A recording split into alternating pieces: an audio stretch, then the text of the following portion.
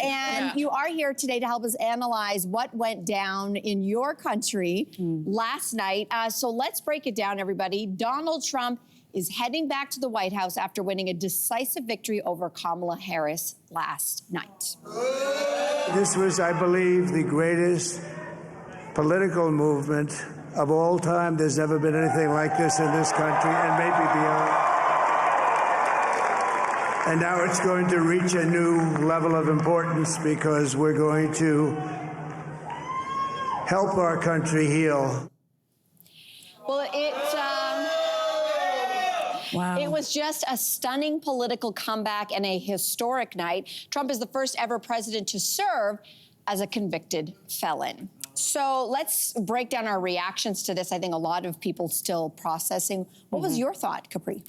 Well, first of all, I think I'm still tired. I think many of us are still, processing from last night. But, I think that the American people have sent a very clear message.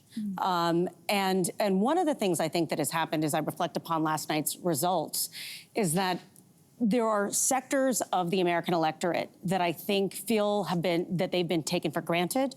And there's been assumptions that certain groups, whether it's women, African Americans, people of color, Hispanic, Latino Americans, that they're going to vote a certain way. And what we have learned in last night's election results is that is absolutely not the case. There is no group that is a monolith. And I think that, the Democratic Party in particular has to recalibrate and really reflect upon, what they can do to reconnect. Because, we also, I think, have seen that the American public is angry. They're angry. They feel like their voice isn't being heard. And they feel like Donald Trump is the one person, and his movement is the one movement that is reflecting the frustration and the anger that they have. The question that we have to answer as Americans is, why are we so angry? Where is that coming from? And if we can find the origin of where that anger is coming from, maybe we can find a path forward to being able to, come together again as a nation rather than be as divided as we are. Wow. That's a really interesting take. I was not surprised by last night's results. Me either. I'm gonna be very honest, a little disappointed, but not surprised. I watch a lot of US news on a regular basis, but what I noticed in the last year is that in battleground states, the middle where Donald Trump won the majority, a lot of the correspondents from different news outlets have gone to those towns that have populations that are as small as 5,000 and as big as 2.5 million. And they would go to all the greasy spoons and all the bars and they would talk to the people, the voters.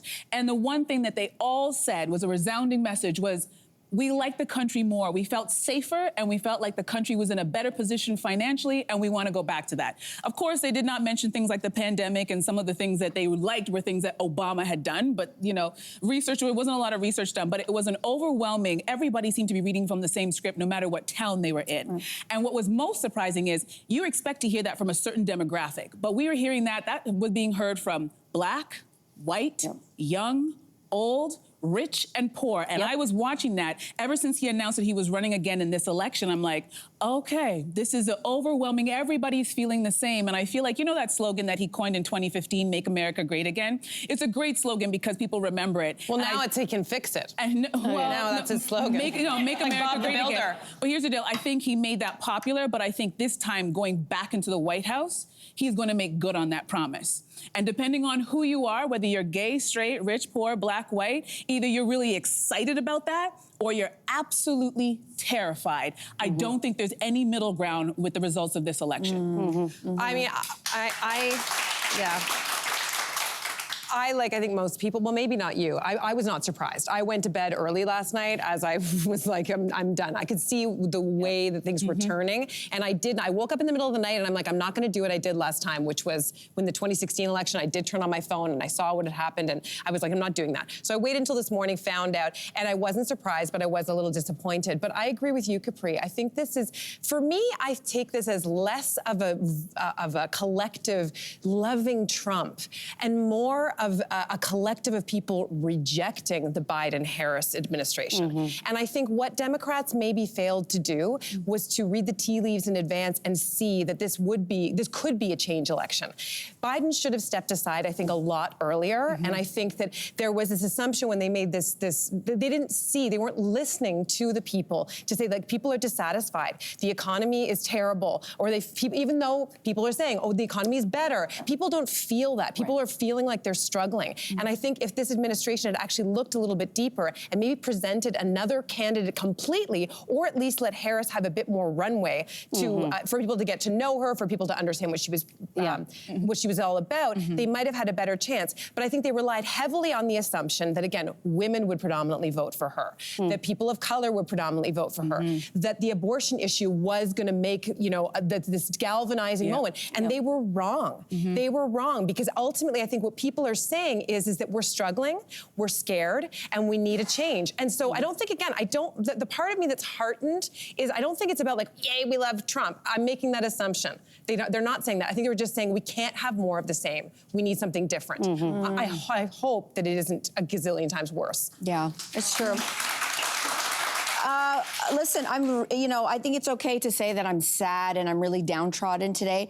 My daughter was up watching as late as we would let her stay up with us watching last night. And we finally said, honey, you got to go to bed. And she said, okay. And I put her to bed. And the last thing she said to me was, Mommy, will you wake me up if Kamala wins? And I said, absolutely, I will wake you up if Kamala wins. And so I come at this today, even though I'm a diehard political head, both American and Canadian politics. And this was an opportunity I had hoped for her at this young age to see finally the fist go through that glass ceiling. So as a mom of a daughter, I had so much riding on this as a Canadian, because if the Americans can do it, then maybe finally in Canada we could elect a female prime minister in the near future as well. So Kamala was a figurehead in our family for something much bigger than American politics. It was for possibility. It was for hope. It was for, saying to girls, finally, you can actually be anything you want to be. And here's the proof, not just this. So when I heard my daughter wake up this morning, I was actually working out because I had to work out my stress. And I ran upstairs and her dad got to tell her first. She was really sad, but you know what? She was more mad. And that's when I said, you know what? That glimmer in your eye, this is precisely the moment when I thought, I felt this when Hillary lost. I felt this last night with Kamala's loss.